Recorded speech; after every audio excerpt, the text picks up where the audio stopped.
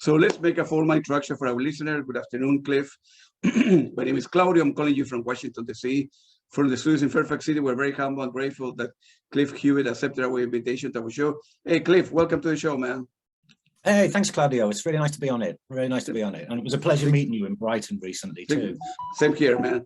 So let's start with the with the news of the day, I suppose, and with the COVID, for the last 2 years, we have had, living in crazy times. And if you're a touring musician, you cannot tour. If you're an artist, perhaps you cannot go out that much. And how COVID has affected your sanity and your creativity, the inability to do gigs. How are you holding up, man? Well, to be honest, I live in a very remote area.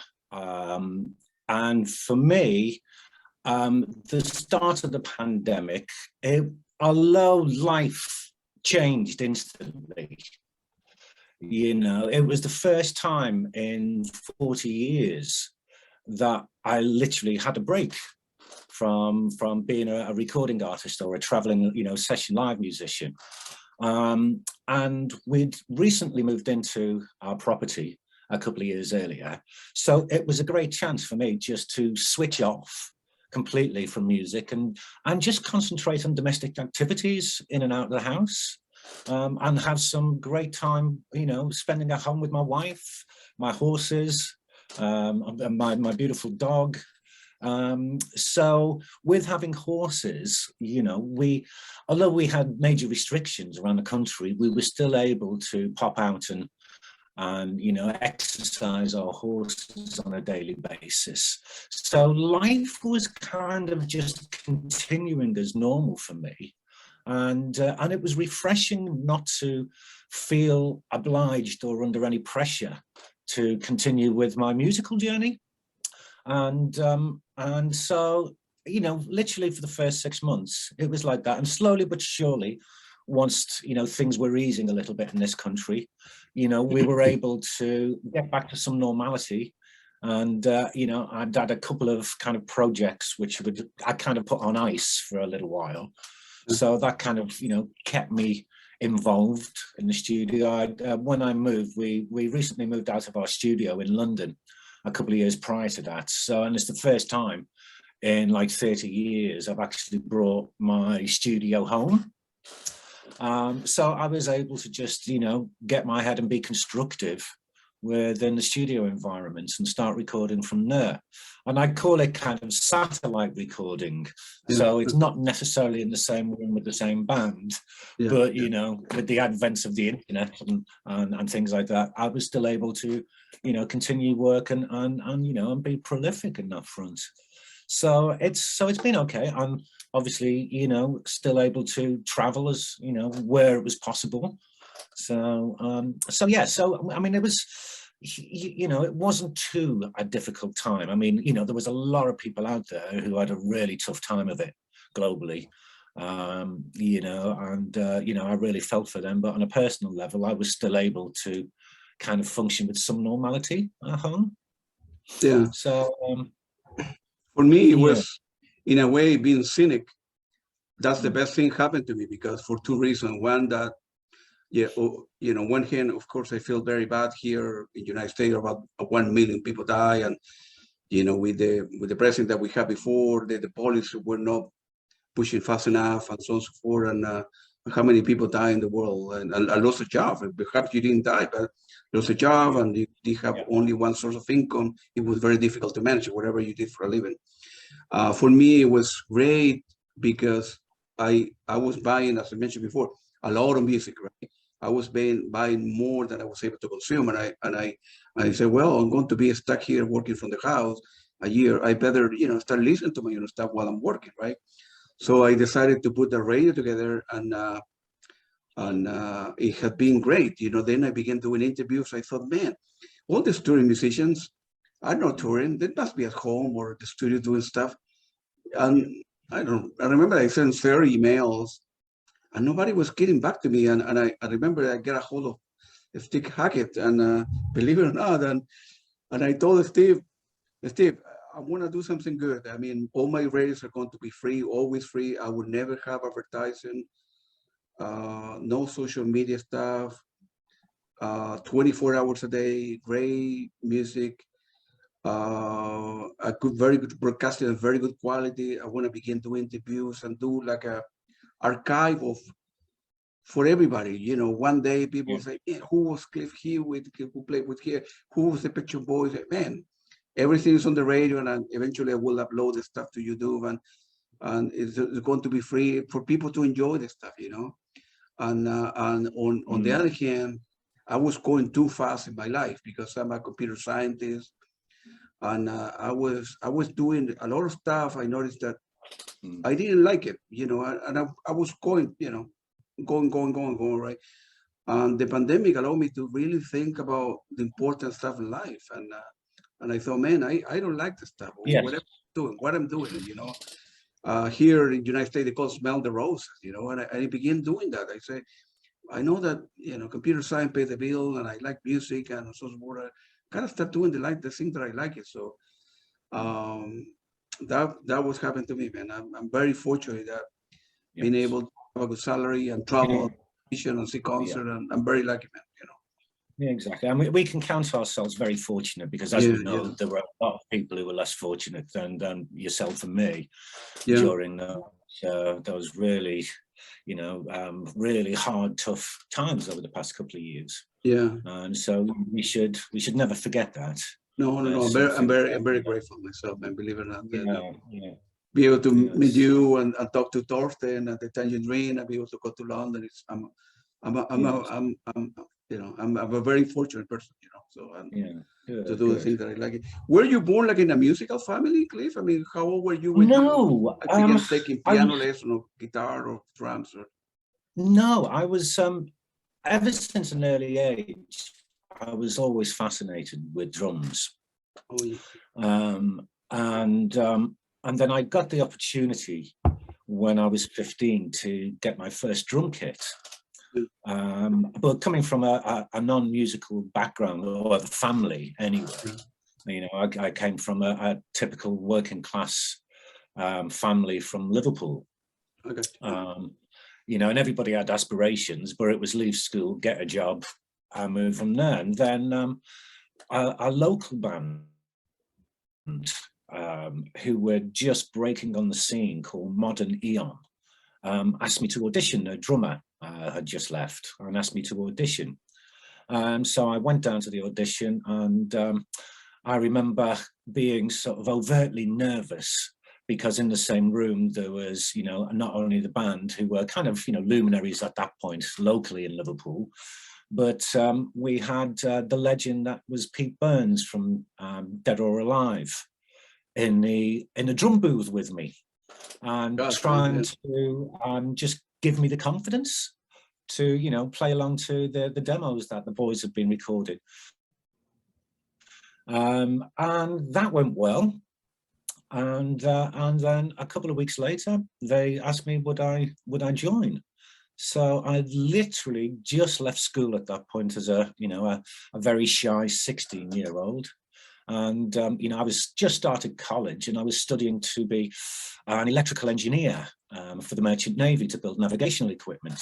But then having the opportunity to join the rock and roll circles was a no-brainer for me.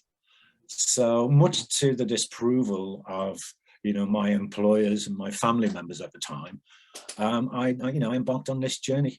And fortunately, you know, we got a recording contract almost immediately with the legendary, groundbreaking label back at the time called Din Disc, which was a subsidiary of Virgin Records. And, you know, they'd already had bands like Orchestral Maneuvers in the Dark, the Monochrome Set, Nash the Slash, Martha and the Muffins, and then, you know, Modern Eon were signed.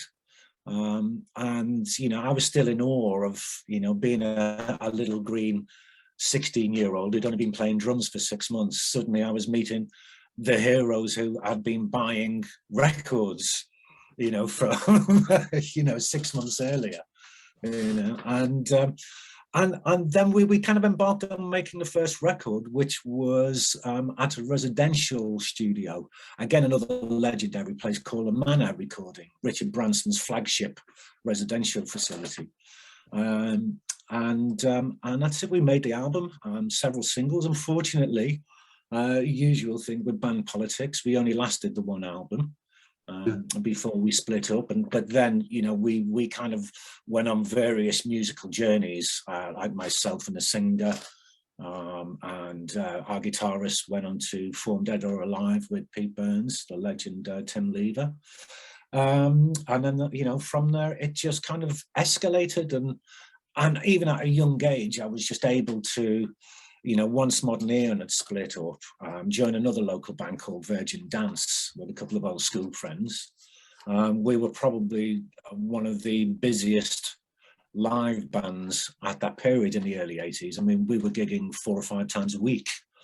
And then, things, all I ever wanted to be at that point was a drummer in a band. But then other opportunities arose, and that allowed me then to just sort of, broaden my horizons a little bit on the production side. My young brain at the time was like a sponge.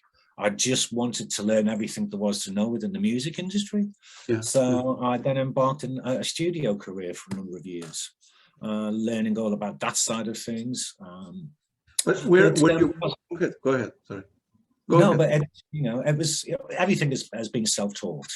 I never went to musical college, although I've lectured at universities and I've been a music therapist over the years. That came with the experience I'd got over the past 30 or 40 years. So that kind of jumping into the educational side was quite easy for me. There's always something created and something new to learn in this industry. And I'm forever scouring the internet or whatever and see what's out there and who's doing what, and I'm still enjoying it. I always said I would stop the minute I stop enjoying being a musician. I would just stop and look for a career, and I've been very fortunate now to 41 years later to still be involved in in something I love more than words can say.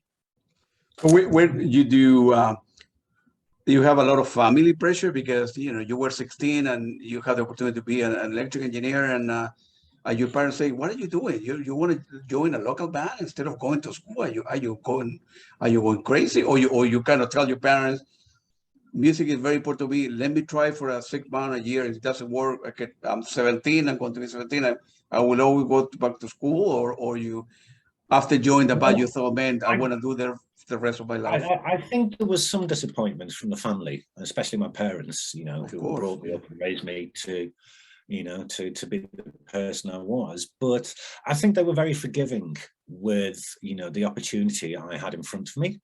Yeah. And then, there was a lot of tough times. I'd have to say there was, in the early days, a lot of tough times. But the enthusiasm I had for it and the passion and the love I had for it, I think far outweighed any kind of parental pressures. And very soon, the support was 100% and unconditional from my family.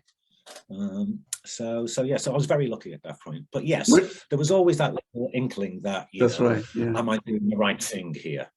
I've got a career laid out in front of me, and I'm chosen to follow the yellow brick road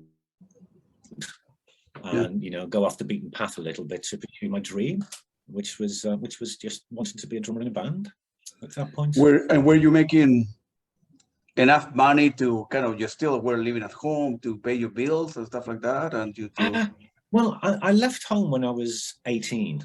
Oh, I see. Yeah. Wow. And I had a little flat at that point, and I had a little job.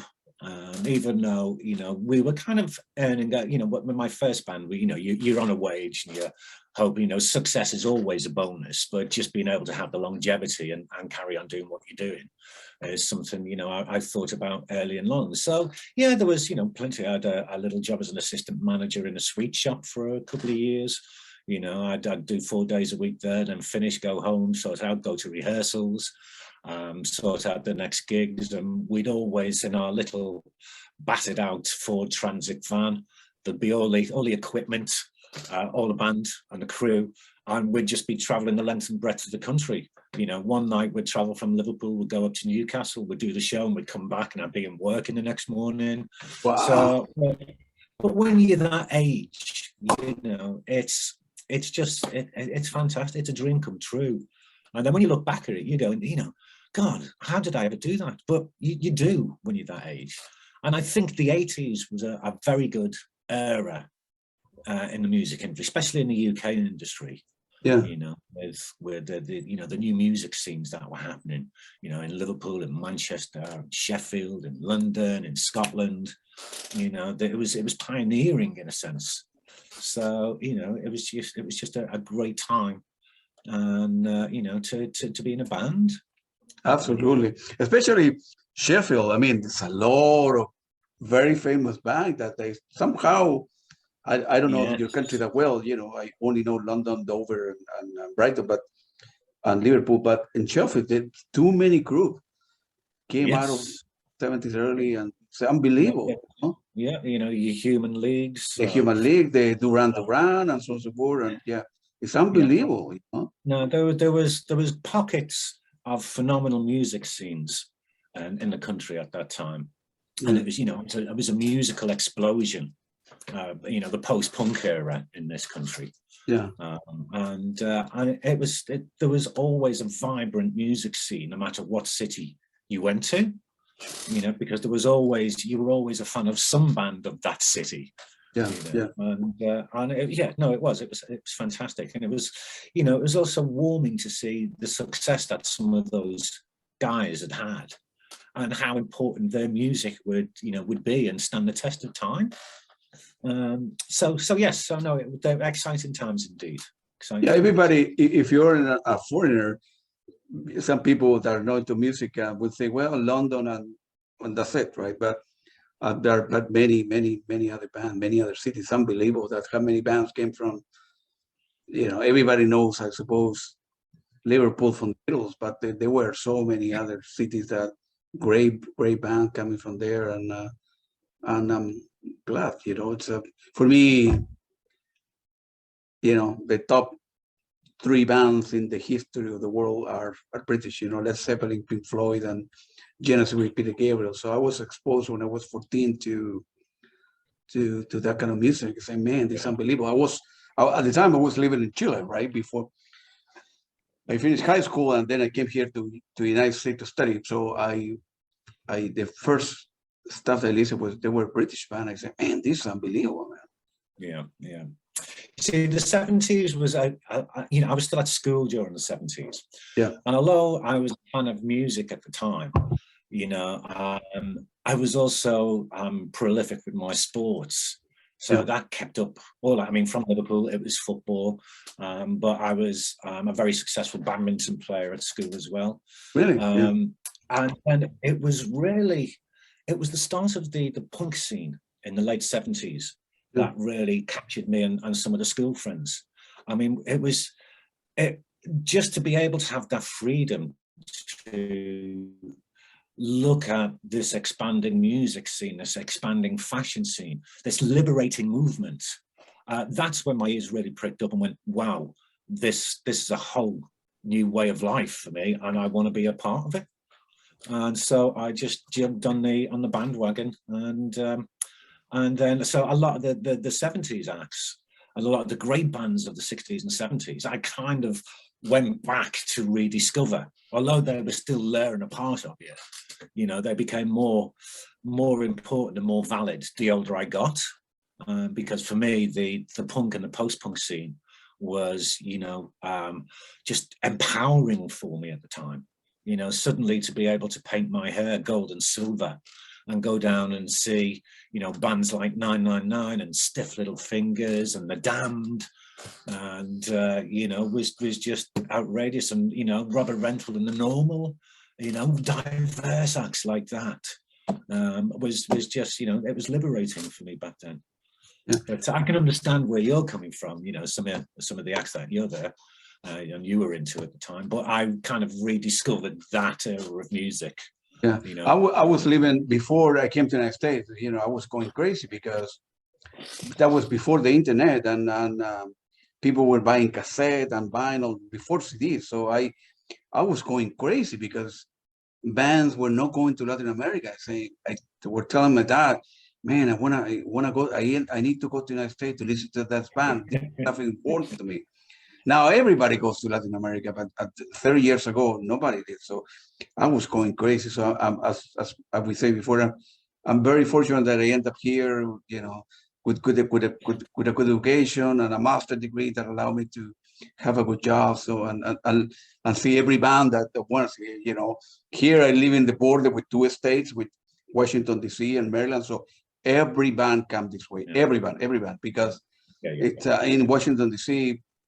people have high disposable income, so bands know that they come this way, they were able to sell the tickets. So from Madonna, from Fleetwood Mac to Genesis, every show is sold out. So I'm very fortunate, to see that. What kind of, when you were like in high school, what kind of music were you listen to? Were you able to go? Were you buying vinyl? You have enough money to buy vinyl, or you go to clubs? Yeah. Back then it was all vinyl. We had there was, when I really started buying records, maybe from about the age of 14. We had 2 shops, one in my local town just outside Liverpool called Eddie's, and it was just a little market store. But we'd every night at 10 o'clock in the evening, I was allowed to stay up and listen to the John Peel show on Radio 1, and every night I would write down my list of records and artists that I would either go to Eddie's or go to, again, the legendary record shop in Liverpool called Probe Records. And buy my records, save my pocket money up, and then and go out and then buy everything I could, from my list from John Peel's radio shows. So then I became a prolific buyer of records in my early career. And then of course with my first record deal and being taken around to various subsidiaries or record departments around the country and offices, there would always be a collection of various acts sitting on the table there, and you'd help yourself for that, and some acts you'd heard of, some acts you hadn't heard of. So and the collection grew, and even if I'm touring to this day, I'll always go out and search for the local record shops in wherever city I'm in, and see if there's anything that might take my fancy. So absolutely. Yeah, so it's I'm not as prolific as I used to be. Yeah, good for you, man. Feel free to elaborate how do you end up joining Apollo 440, and you guys did a lot of records, and you have a lot of success with that band. How did it go with that? How you end up joining the band? Yeah, it was a funny situation because Apollo, Howard Gray, Trevor Gray's younger brother, and Nocco. And they I'd met Howard, one of the founders of Apollo 440, many years before when I was in my first band. We both just recently left school at the time, and I found myself as the drummer in the band recording there, and Howard got his job as an assistant engineer and tape-op at the time. So we kind of crossed paths over the years. And then it was at a point I was in London at that time working with my production partner. We had our management company at the time also had just brought Terence Trent D'Arby over from Germany, and had just signed him. And Howard was in the process of recording Terence's first single. And we kind of again crossed paths there, and then I realized this was in a borough called Camden in London at the time, and Howard was kind of just moving into the area. I was kind of commuting between Liverpool and Camden all the time, between the management offices and that, and doing various productions under the management company. We were working with Michael Rose from Black Uhuru. We were doing some remixes from one of his albums at the time. And then Howard, the Mind Path just kept on, crossing. And then I had another colleague who Howard had kind of co-produced his record with, the legendary Hoodlum Priest, one of Trevor Horn's, Paul Morley's and Jill St. Clair's ZTT kind of labels. And Derek, Mr. Hoodlum Priest, was working with another singer that was part of the little collection. And Howard came in one day and listening to what we were doing. And this was just kind of a program demo stage. And Howard just went, Cliff, you play drums. Derek, you play guitar. And Paul, you play bass and you sing. Can I take instead of this dance little project that was it? And we looked at each other and went, what a fantastic idea, Howard. Yeah. So through that process, we became the greatest three-piece rock act that never existed. Yeah, wow, yeah. Called Black Radio. I mean, you know, such an important part of my life because it got me back to being Cliff, you know, the drummer in a band again, rather than me doing productions and studio work and all of that.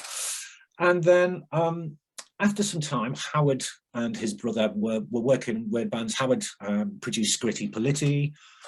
He'd been working with XTC and the famous producer Steve Lillywhite. So, and he'd been working with The Cure and everybody.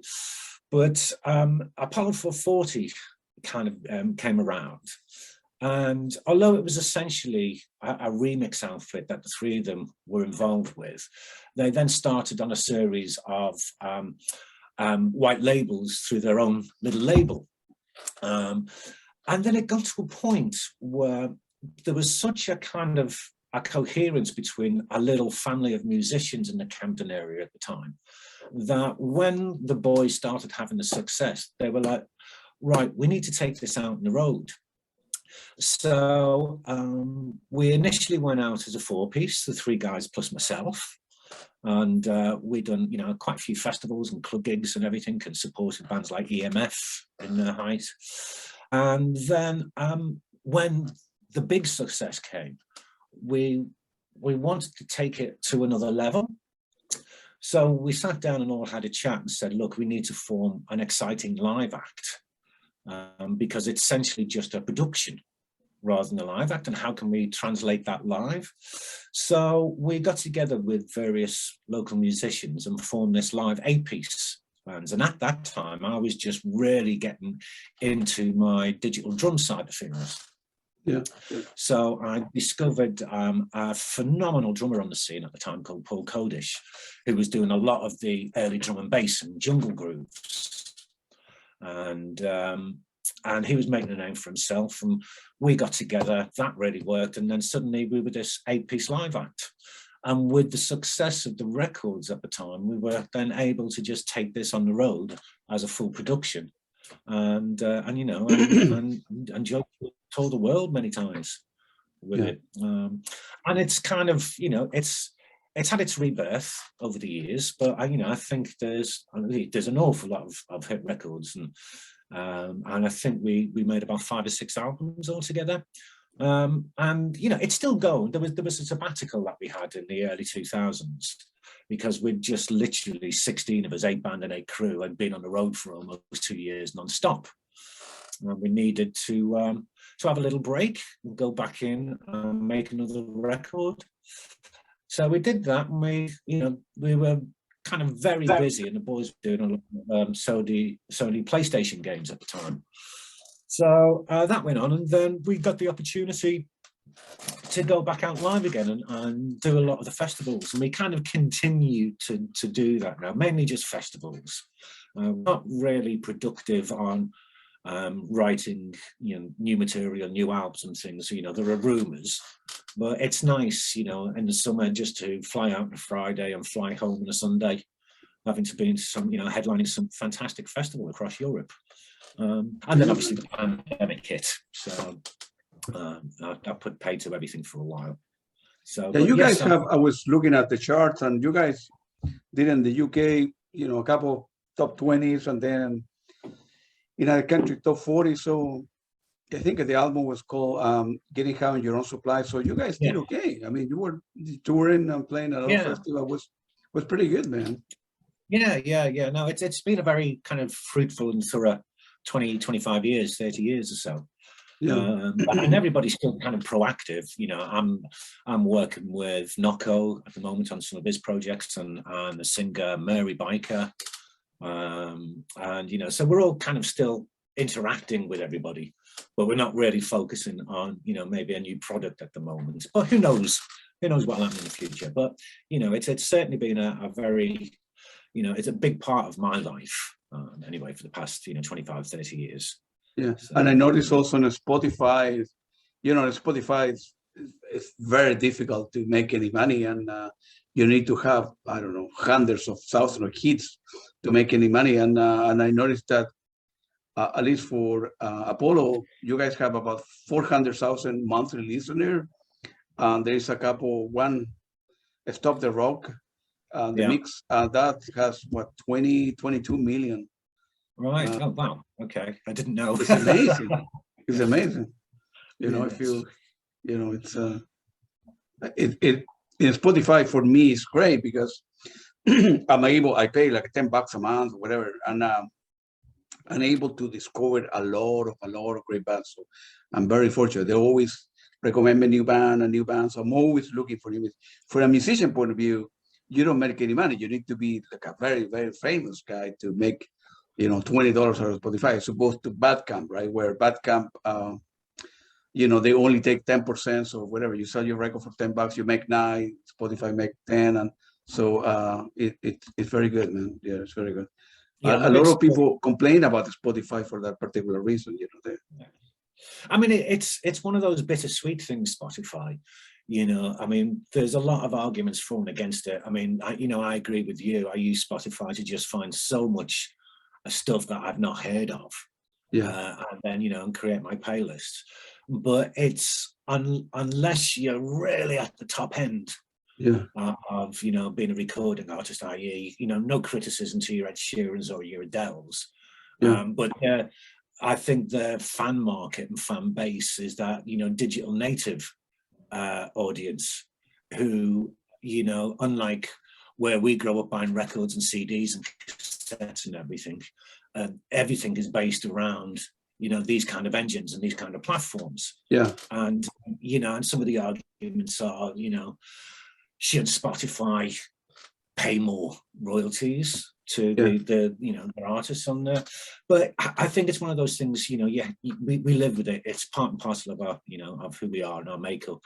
And who knows in the future what's going to happen with people making money out of Spotify. It's hard.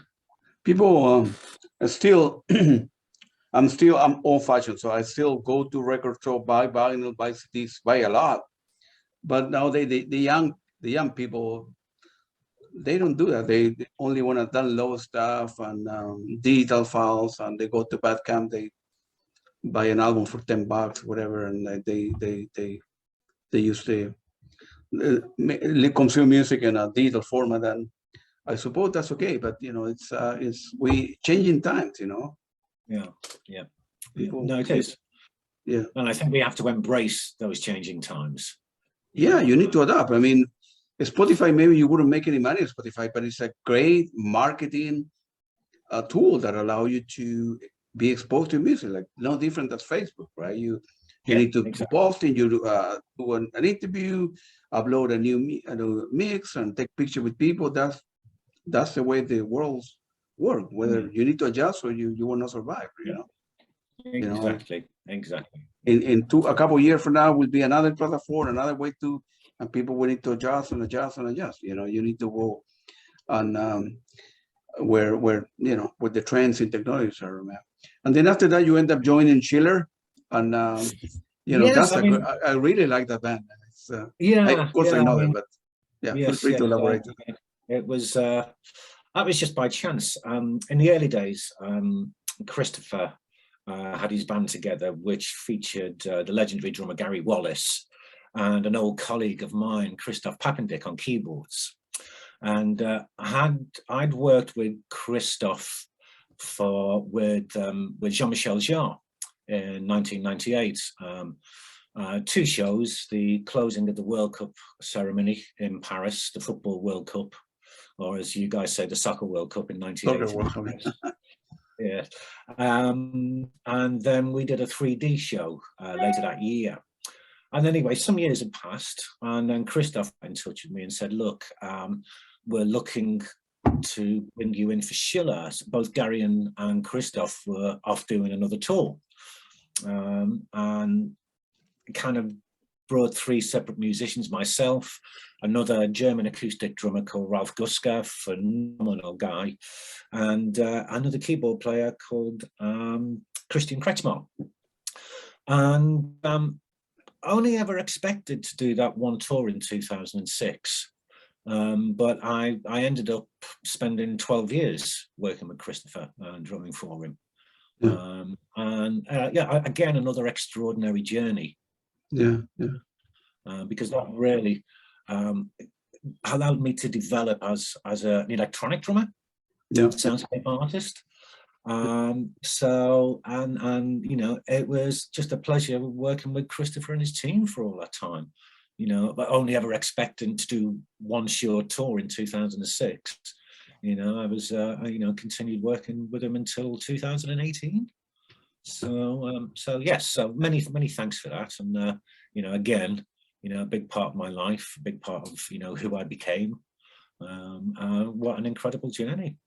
So yes. Yeah, I never seen, I don't know if Schiller has played here in the United States, and I never seen them play live, and only if I go to YouTube, I'm able to listen to the show, but they're an unbelievable, great live band, you know? Yes. And they don't have, I think they invite different singers depending on the tour and depending on the city, and very, very famous people have seen them. So people, it's a lot of very, you know, electronic, you playing drums, and it's a lot of energy. You're jumping out, dancing for 2 hours. It's a great entertainment, you know, it's a great place to. Yes. And, you know, and one of the great things I've always liked about Christopher's approach to his live shows, it's very visual with his lights. And absolutely, and his sound, it was, for me, he was one of the first artists of his generation to introduce live surround sound facilities and capabilities to his shows. Wow. And that was, you know, I mean, for the listener, an extraordinary, you know, an extraordinary kind of visual audio, you know, extravaganza, and to be part of that was pretty special. Yes, so, you know, extraordinary times indeed. In any way that you will, you know, if you have a choice, will you go back to, if Apollo does another album, or Schiller, you know, call you back to do something else, and do you take what it comes your way, or you want to go into it really depends. more engineering, I mean, or, you know? Yeah, I mean, that really depends. I mean, you know, if the Apollo guys said we want to go in and make a new record, you know, I'd be there straight away. And likewise with, you know, with Christopher. I mean, after the last tour I did with Christopher, there was at that point then I decided, well, there's other things I need to do in life now, and this is a good time to do it. I mean, the phone was ringing, lots of other projects, my solo projects really needed to be finished, or, you know, at least worked on again, because I was just so busy doing other things all the time.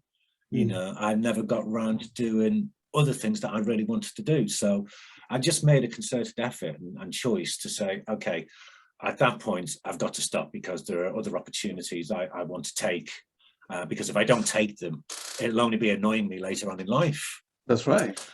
You know, and if the phone calls with Christopher, sure, I'd jump back with Christopher.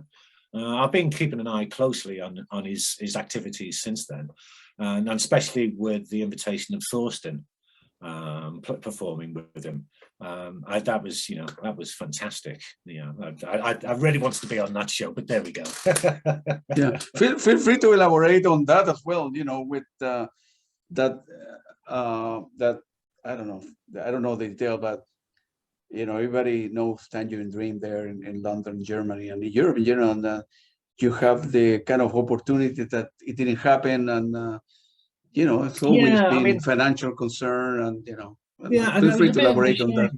shame. Yeah, because I'd met a few times. He introduced himself to me, and mainly on the Schiller tours. So we met a few times in Vienna at the time, and in Berlin, and the invitation arose to see if I wanted to come on tour with Tangerine Dream. And of course, huge fan. And it was like, yes, I'd love to actually. But because of it was just, I think, the financial restrictions of going, because it was mainly going to America. Yeah. And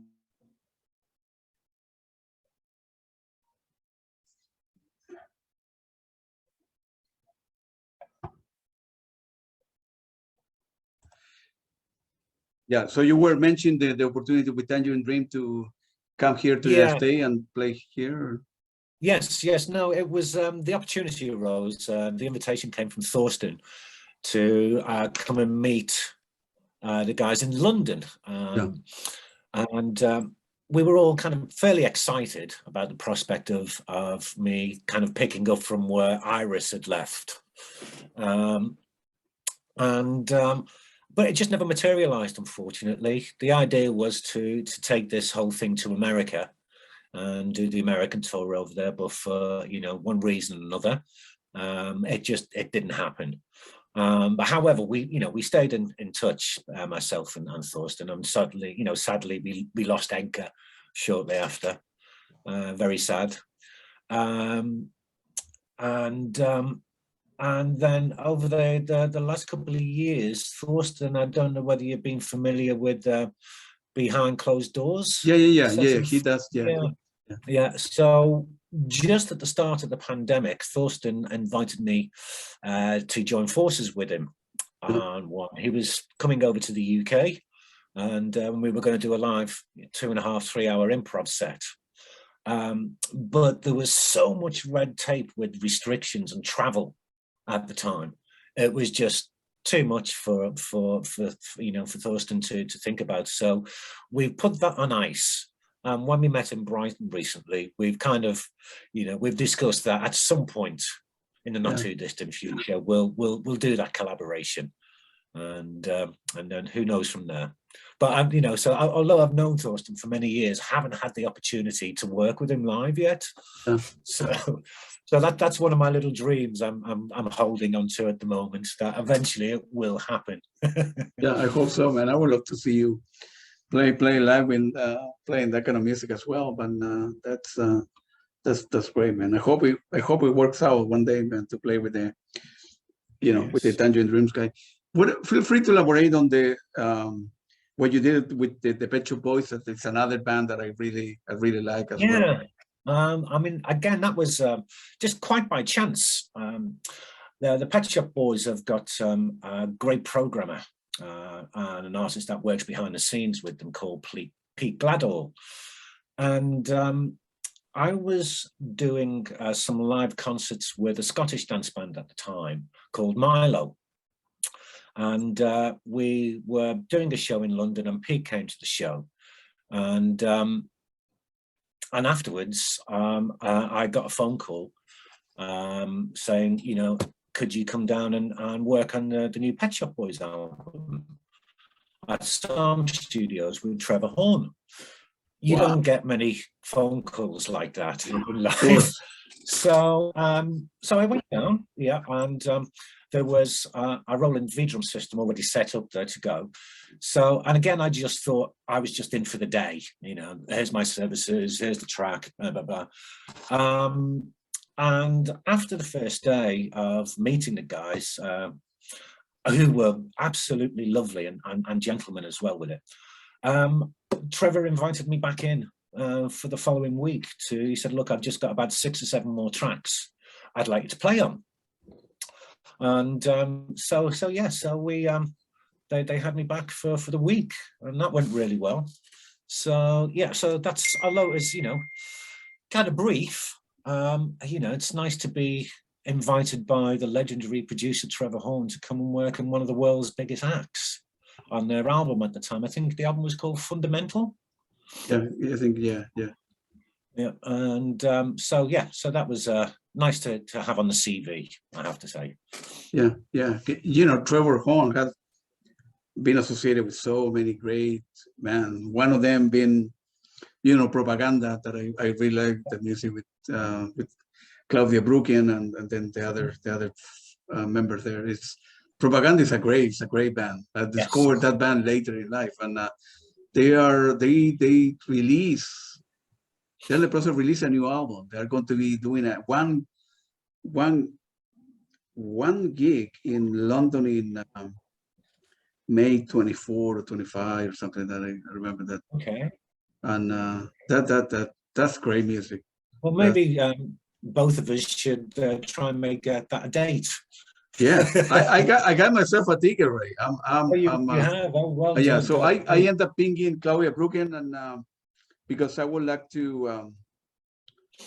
Of course, I never had the opportunity to see Propaganda at all, you know, because they only were playing Europe. They were not coming to America, and so I end up, you know, emailing her, and I end up getting a ticket, and I tried to scale some time with her to do an interview because I like the music, and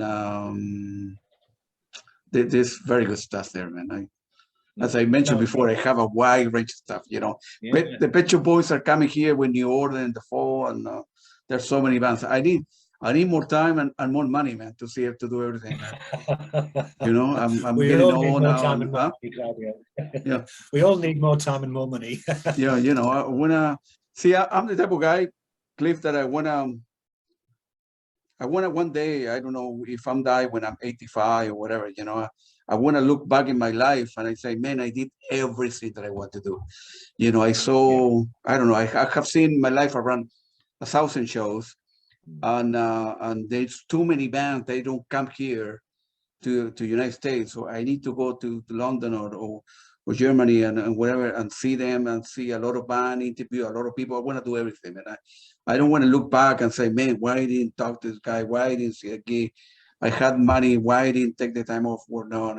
I don't want to live like that. You know, I want to do everything. You know, I'm upbeat. I have the energy. I've never been depressed, or you know, I want to do more things. I wish I had 40 hours in a day, you know, to do more stuff. You know, I know that feeling entirely. You know, sometimes there are just not enough hours in the day to try and cover everything you want to cover. But I do love your enthusiasm, Claudio. Yeah, so that's what you gotta live, right? Yeah. And plus, I'm a fan of musician, and I buy a fan of music, but so many musicians got in trouble. You know, they are famous and they do stupid stuff, and like the guy from the Foo Fighter, right? And died in Bogota a couple of weeks ago. You know, he was doing stuff, and you know, I don't know what he did. It's not like, you know, who I am to criticize him, but so many artists and musicians and famous people end up doing stupid stuff. You know, they have so much money, they associated with the wrong people, they have access to women, to alcohol, to drugs, and if you're not straight, right, you were born a very nice guy, but the music business that industry is very tough, right? There's so much access to a lot of stuff. It's so easy to get in trouble. So if you have no clear, you will end up with your marriage or this or that, you know? Yeah, I mean, I've noticed in particular the culture of music and musicians have changed over the years. It's not the sex, drugs and rock and roll it used to be back in the day. You know, but you're right. It's sometimes you just go off the beaten path a little bit and thinking this will be all right, and it isn't, and it's a shame. You know, we've only got one life. We should live it. Yeah. No, I think we're stuck again. Yeah, I think you're frozen, but I will. Hold on. Let me pause the. Go ahead. Yeah. Obviously, because I live in such a remote area, and the weather isn't favourable today. You know, I have very limited internet. However, we are just about to get fiber optics installed into the area.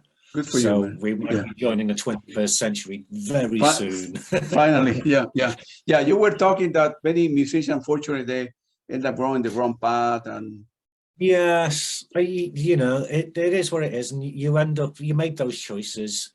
And, you know, unfortunately, you know, this has happened to, you know, one of the greatest drummers of the modern era. And it's very sad. It's very, very sad. And again, you know, like yourself, you know, no, don't want to go into the reasons behind it all, but it's just very sad to see somebody in the prime of their life, you know, to leave us in this way. So, but there we go. and I don't blame the artists. I mean, the Sex Pistols, the Billy Idol, Rolling Stone, they are so famous, and perhaps they end up starting life as a good people with value, with moral, but then down the road, you know, bad influences and I don't know, women and alcohol and drugs, they have access to so much stuff that Yeah. you know, it's very easy to go the wrong way, if you will. You know, it's I don't want to blame them. You know, so much they make so much money that is crazy. I just think, yeah, I just think, you know, the spotlight that music has and musicians have, you know, it's easier for these kind of situations to make the news. Yeah. And yeah, and the opportunities are easier. I still think that's very, you know, much a situation today. But, you know, in all walks of life, we can always take, you know, we can go off the beaten track and make the wrong decisions. Yeah. But or other band that I don't know, maybe they need the money or they don't need the money, but they go on a road a year, right? How can you keep a marriage together if you don't see your kids for a year? It's kind of easy for me to, you know, to complain who I am to criticize that, but it's very difficult to have like a normal life. You're on the road. it is. I mean, you know, for a touring musician, you know, I've got a very forgiving wife.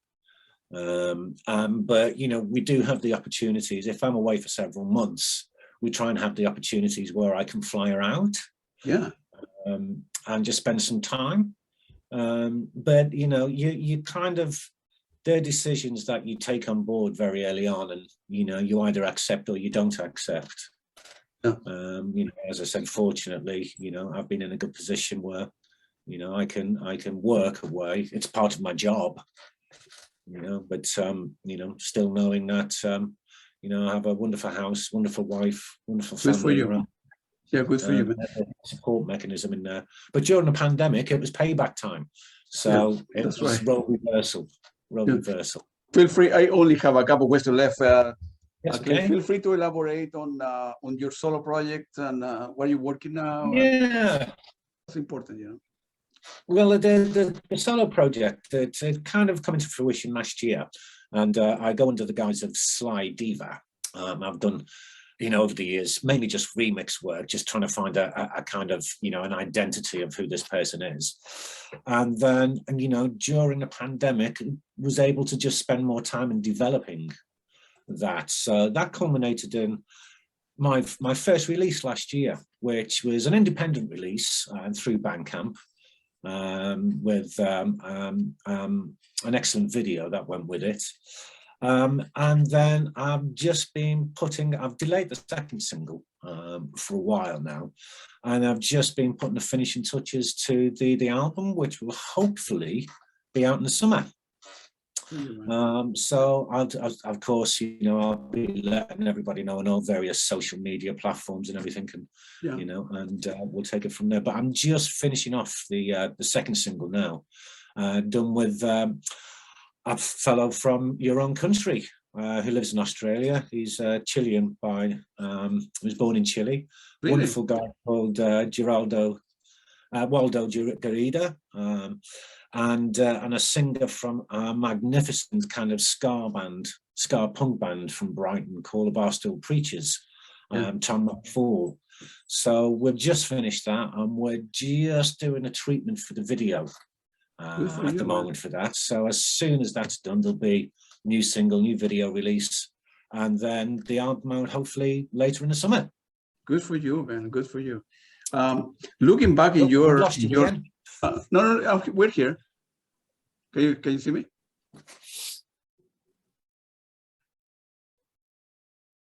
Can you hear me? Let me start the recording. All right. So what I was asking before, you have playing so many bands, so many great bands with great people. If you looking back in your career, what moment are special to you? Any regrets or things that you would have done differently, or? Not really.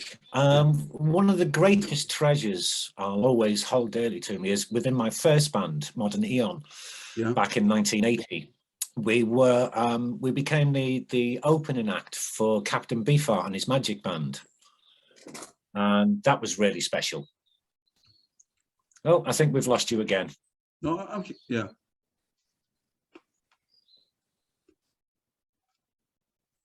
Oh man. No, it's okay, man. Yeah, let's feel free to elaborate on that. Then we can do next week like a part 2 of this, because there's so many things that I want to talk to you about. So yeah. Plus on the weather, not just one of my the weather biggest, today there in the UK, right? It's pretty bad today. It's rain and very overcast, very stormy here, and because I'm surrounded by ancient oak trees, it just makes life a little more difficult than normal. But we'll keep trying. We'll keep trying. Yes. So no, one of my fondest memories was supporting Captain Beefheart and his Magic Band in the early days. That was a kind of an introduction to rock and roll for me. Yeah. And so I mean, and the drummer they had at the time, Robert Johnson Jr., was just outrageous, absolutely outrageous. Another great moment was meeting the legendary producer and band Tackhead and Adrian Sherwood. Yeah. Keith LeBlanc has always been a big mentor of mine with his drum styles and things, and that was good. That was really good. And no, certainly I've not had any regrets. I've just been on this I'm grateful for this musical journey I've had over the past 40 years or so.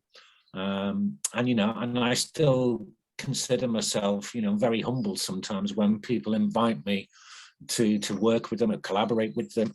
It's nice to know that you're still regarded as, as a decent musician. But yes, it's always humbling, I have to say, and I'm grateful, very grateful. Yeah, same here, man.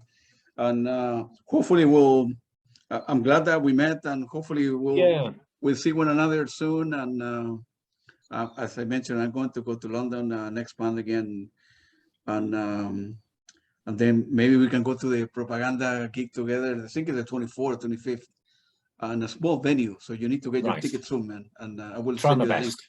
Huh? I'll look into it today. Yeah, I'll look into it today.